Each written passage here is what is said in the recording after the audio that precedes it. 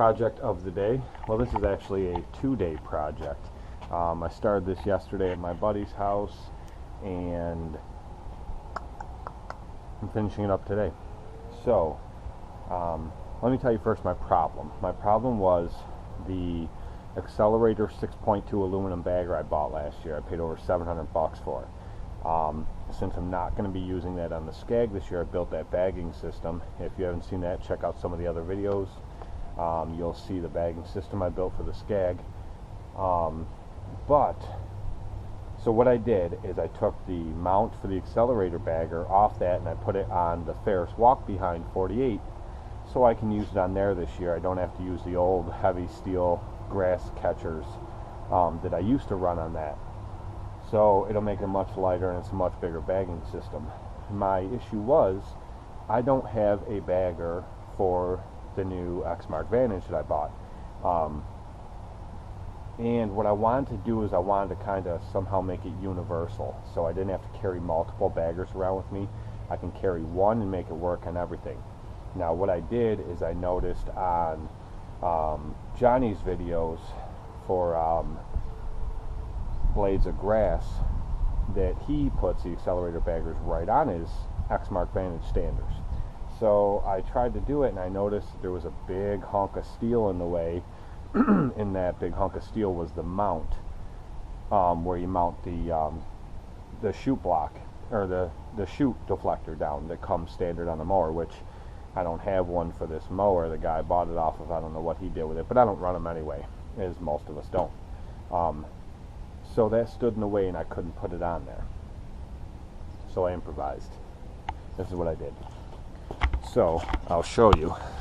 Now the mount was, you can see where I ground down there and down there. The mount, it came straight up here and it had these two big loop around things with holes in them, one here and one over here. If you look up Exmark Vantage standards, you'll see what I mean. And the chute deflector that comes on them would be up like that and it just flipped down. Okay, so what I did was I had to cut the welds out of there on both pieces and I took that whole section right out. So it left me with just this piece, which was pretty much similar to the mount on the side, or that comes with the Accelerator bagger. What I did was I needed the hole back here more, so instead of the hole that is standard on the deck, those two holes there, I drilled one back here further. Then I notched that out so it would, the bagger, instead of sitting at an angle like this, it would sit even the way it's supposed to. And then this steel here came all the way back here and then straight down, stuck out here about 1/4 of an inch. What I did is I notched that out and then I cut it off there, and then I took a flap disc on the grinder and I ground it all down smooth, ground that smooth, ground all that smooth, the edges so there's no sharp edges, and now I'll just paint it up. But I'll show you what I mean. See, so now I take the Accelerator bagger and it goes right in that hole. The other mount sits down over there, and that's it.